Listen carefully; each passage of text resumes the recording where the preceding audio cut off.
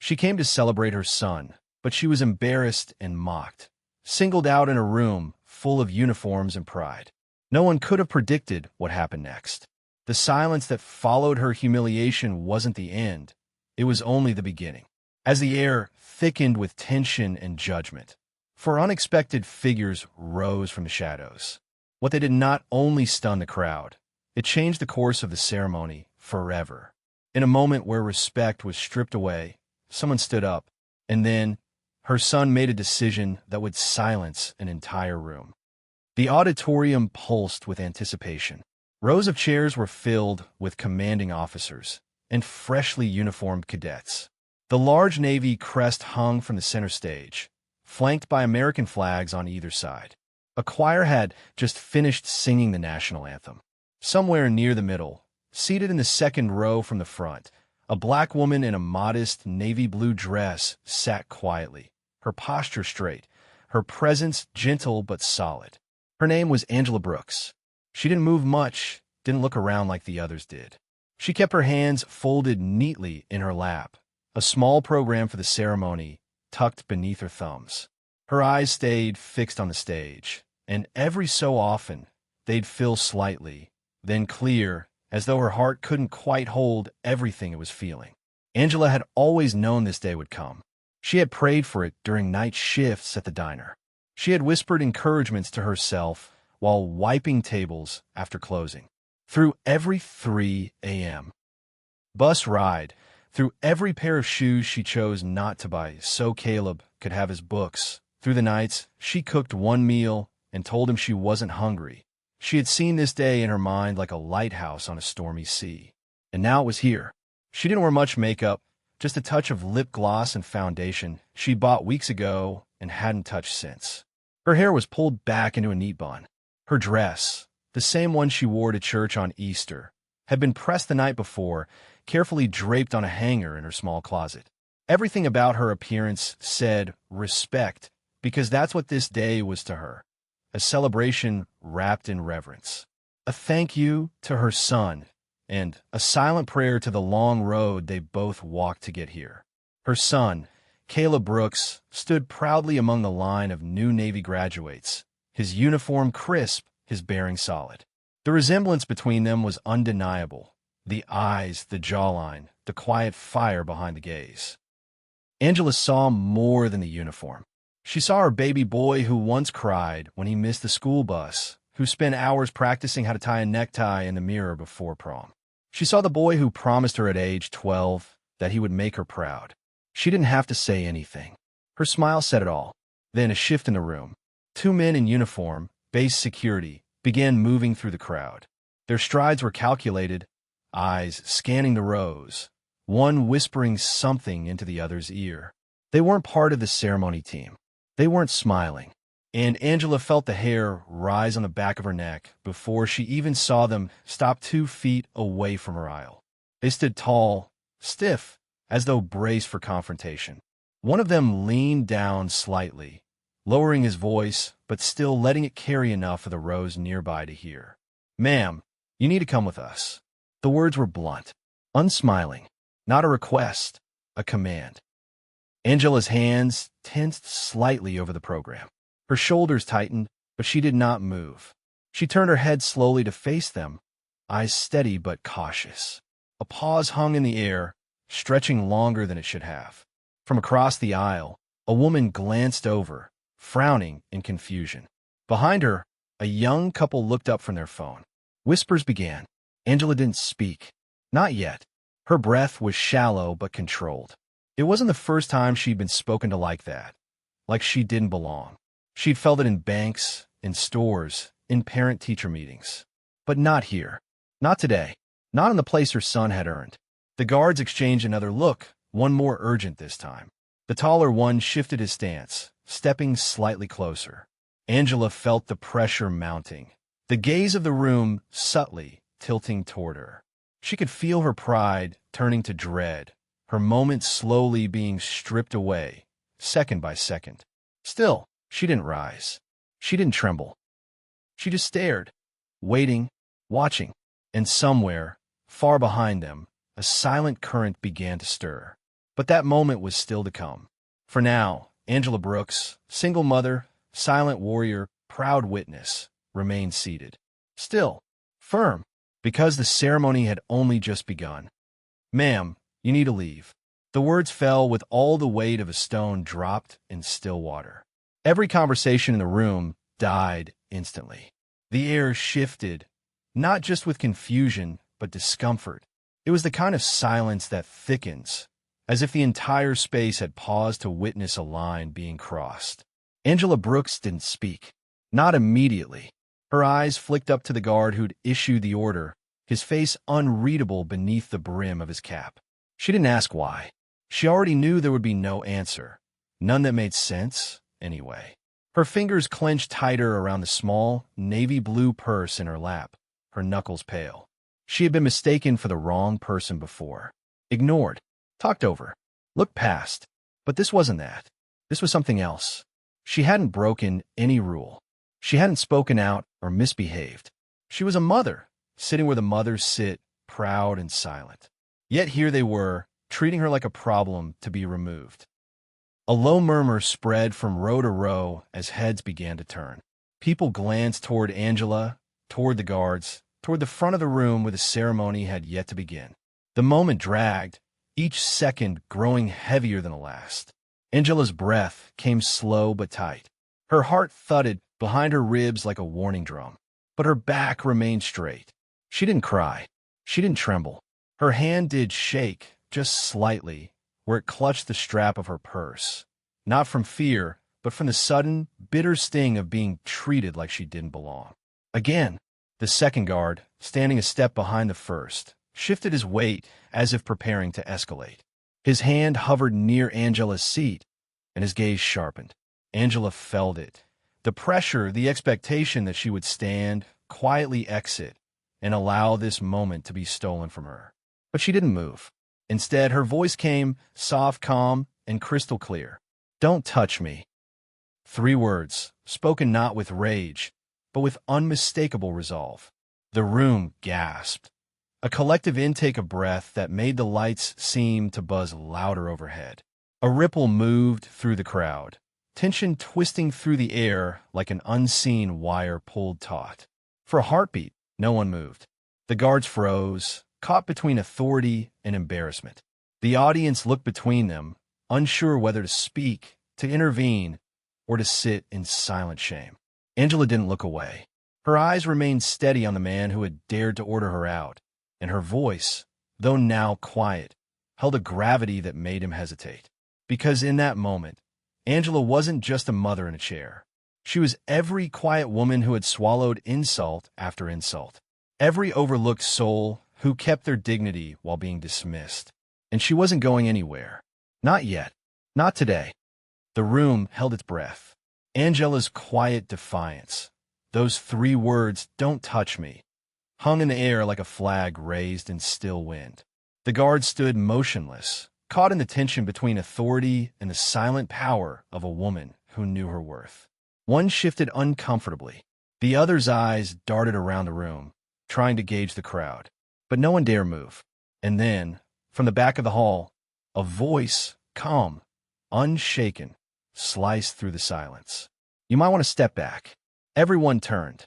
4 men stood in the last row, rising not with haste, but with the deliberate presence of men who knew exactly what they were doing. They wore civilian clothes, but something about them, the way they stood, the alertness in their posture, the sheer weight of their silence, said military. They didn't shout. They didn't posture. They didn't need to. These were Navy SEALs. They began walking toward the front, slowly, measured, like a wall being rebuilt in real time. The taller of the 4, a man with salt and pepper hair and sleeves rolled just above his forearms, locked eyes with the guards. He didn't break stride. Neither did the others. The air shifted again, this time charged with something different. Not outrage, but allegiance. The guards' expressions flickered. One of them instinctively reached for his radio, pressing it to his lips. "We've got a situation, possible interference at row 3. His voice trembled slightly. He kept his eyes on the approaching men, suddenly aware of the ripple their presence was causing. The murmurs in the audience grew louder, confused, and curious. Angela hadn't turned around yet. She didn't need to. She could feel the atmosphere changing behind her like heat rising off pavement. Her gaze remained fixed on the guard in front of her, but her hand relaxed slightly on her purse. Something in her gut told her the tide was turning. The SEALs reached the aisle. They didn't crowd Angela, didn't put on a show. They simply stood, one beside her, two behind her, and the last slightly to her left. Their stance formed a protective semicircle, quiet but immovable. The lead SEAL turned to the guards, voice low but sharp as steel. "She's done more for this country than you ever will."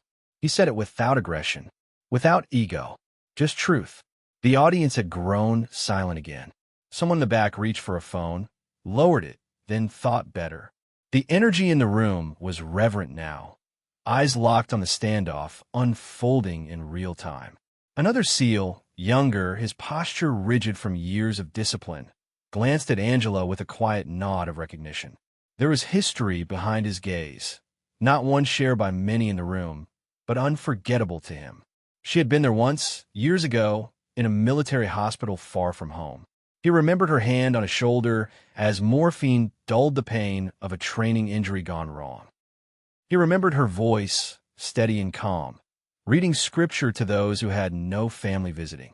He remembered the warmth of her cooking, meals she brought in Tupperware from home, and the way she never asked for thanks. The woman they were trying to remove, she had been a quiet constant in a place most tried to forget. The fourth SEAL, arms folded, spoke without turning his head. "You're embarrassing yourselves." The guards looked between each other, their authority shrinking in real time. They didn't reach again, didn't speak. One lowered the radio. The other shifted back a half step. Angela finally looked behind her, saw the four men standing there. Her mouth parted slightly, unsure of what to say, but her eyes said it all. She wasn't alone. Not now. Not ever. She turned back toward the stage. Her spine straightened. Her hand, once shaking, now lay still in her lap. The guards didn't try again. The SEALs didn't move. And the room, filled with families, officers, and future sailors, would never forget what they witnessed that day. But the story wasn't over. Not yet. From the edge of the stage, Caleb Brooks could see it all. The ceremony that was meant to mark the proudest moment of his life had stopped cold. His name had not yet been called, but all eyes had already turned to him. Not in applause, but in confusion, sympathy, and slowly growing outrage. He stood among his peers, chest still firm, posture still in regulation. But his jaw had tightened. His fists were clenched at his sides. What had started as a quiet moment of honor for his mother had spiraled into something ugly, and he could feel it like a sour taste crawling up his throat. From his position, he saw her, Angela, still seated, still dignified, still surrounded by the four silent Navy SEALs who had risen in her defense. The two guards hadn't touched her again, but their presence loomed. Their stiff backs, their refusal to step away. One of them had begun speaking into a radio again. The other hovered just a little too close. Caleb took a breath. Then he stepped down, not rushed, not hesitant, but with the kind of steady walk that carries weight, the kind that no one dares interrupt. His boots clicked softly against the polished floor as he made his way down the aisle, past the line of graduates, past startled parents and quiet officers. People moved aside instinctively, not because of his uniform, but because of what his face said, that this wasn't just a walk. This was a decision. When he reached the row where his mother sat, he stopped, squared his shoulders, and looked directly at the guards. "She's my mother," he said, voice firm, voice clear. He didn't shout. He didn't need to. His words rang through the auditorium like they had been waiting to be spoken. "If she's not welcome here, then neither am I." The whispering returned, sharper now, urgent. Murmurs turned into a wave. The words rippled across the audience, mothers clutching their own sons' hands, officers narrowing their eyes. Eyes shifted from Caleb to Angela, to the guards, to the silent SEALs still standing behind her. The younger of the two guards faltered. His hand dropped from the radio. The heat of the moment pressed against his temples as he searched for some kind of out, some explanation, any reason that might excuse what they had done. Sir, we were just following standard protocol. We were informed that. He didn't finish, because the tallest seal turned his head toward him ever so slightly, and shook it, just once. That was enough. The guard swallowed the rest of his sentence. The older one, perhaps trying to salvage some shred of control, took a half step forward but met Caleb's stare, sharp, unmoving. The guard hesitated, the authority he once carried unraveling under the weight of this new truth. A mother had been wronged. A son had made his choice, and every person in the room now knew it. Caleb turned toward his mother then, not as a soldier, not as a graduate, but as her son. Angela looked up at him, her eyes wide, not with surprise, but something deeper, something proud, something wounded. They didn't speak. They didn't need to. The space between them was full of 100 silent conversations. The late nights, the empty dinners, the prayers she whispered over his uniform before every deployment, the promise he had made as a boy to make her proud. And now here he was, not just standing up, but standing beside. The crowd remained still, suspended. The moment hadn't broken yet. And yet, something irreversible had shifted in the room. Authority no longer belonged to the two men with badges. It belonged to the truth that had just stood and walked down from the stage. To the boy who became a man because a woman had believed in him. To the loyalty of those who knew her worth before anyone asked. And to the silence that now dared anyone to do otherwise. The crowd didn't move. Not yet. They were waiting, watching. Because something bigger than a graduation was unfolding. And no one was willing to look away. A slow, deliberate rhythm broke through the tension. Footsteps, measured, steady, echoed off the walls of the hushed auditorium. Every eye turned toward the entrance. The doors at the rear had opened wide, and walking through them, flanked by no one, was the base commander himself. His presence alone silenced the whispers. He wore his uniform like a second skin, decorated, precise, and unforgiving. His face gave nothing away. No anger, no warmth, just the cool stillness of a man who had walked into thousands of tense rooms and always left with control. His boots tapped with authority, but he didn't rush. He didn't need to. The entire hall made room for him with their silence. As he walked down the center aisle, the guard straightened instinctively. One lowered his head. The other shifted his feet, suddenly less certain of everything. The seals remained where they stood, still and immovable. Angela did not rise. Caleb didn't step away.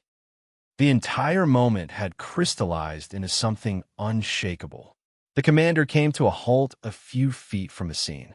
His eyes, sharp and seasoned, moved slowly across the tableau before him. First to the guards, rigid and pale. Then to the seals, calm, unyielding. Then to Angela, seated but never small. And finally, to Caleb, whose back was straight, his expression proud and unrelenting. No one spoke. And then, the commander's voice filled the space. Low, unmistakable. Stand down. The words hit the guards like a verdict. Neither argued. Neither questioned. They stepped back, hands at their sides, eyes averted. Whatever misguided conviction they might have carried into that aisle was now gone. One muttered an apology under his breath. The other nodded stiffly and whispered, "Ma'am," without looking her in the eyes. Shame was a heavy thing to wear. Angela sat quietly, watching them retreat. She didn't move, didn't speak, but something in her shoulders eased, only slightly. The commander shifted his gaze, then took a slow step forward toward her. He didn't look at the seals now. His full attention was on the woman seated before him, the mother at the center of the storm. There was a pause, and then he spoke again. "This ceremony," he said, voice even but resonant, "won't start without you." Then he did something unexpected. He extended his hand. It wasn't a gesture of command. It was something else, something older than rank. A symbol, a reparation, a recognition. Angela looked up at him, her eyes searching his face for something beyond words. He didn't flinch under the weight of her gaze. He stood as still as the seals behind her, offering nothing more than that single, quiet invitation. She looked at the hand, and then back at her son. The room remained frozen, watching. Everyone waited, not for orders, but for a woman's answer. And in that silence, the gravity of the moment deepened. Not just because of who she was, but because of what had been done and what was being undone, one gesture at a time. Angela Brooks looked up at the commander's outstretched hand. She didn't flinch, didn't blink. The room was holding its breath again, every eye fixed on her, every muscle waiting for her response. But she didn't move toward him. She turned her head instead, slowly, purposefully, until her gaze met Caleb's. And in her son's face, she saw everything. She saw the boy who once held her hand tightly as he walked into his first day of school. She saw the teenager who tried to hide his tears the day recruiters came. She saw the man he had become, standing in uniform, not because he wanted power, but because he wanted purpose. She saw his heart, and he, looking back at her, saw hers. There was pride in his expression, unshakable, unwavering. But behind that pride was pain, the sting of what they had just endured together in front of strangers, the humiliation of watching his mother treated like she didn't belong. And love. Fierce, boundless love that made the walls of the auditorium feel too small. He took a breath. Then Caleb did something no one expected. He straightened his posture, drew his shoulders back, lifted his hand to his brow, and saluted his mother.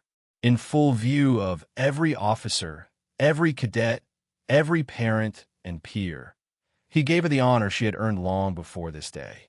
The room didn't move. It didn't even seem to breathe. Angela's eyes welled, but no tears fell. Her lips parted slightly, stunned, but not at him, at the weight of the moment, at the fact that her son had just turned this ceremony into something greater than any medal or diploma could offer. Respect, real respect, earned not with rank, but with sacrifice, with love, with perseverance. And then, as if some invisible thread snapped, the entire auditorium broke into applause. Not a polite ripple, a thunderous, rising roar. Hands clapped. People rose to their feet. Some cheered.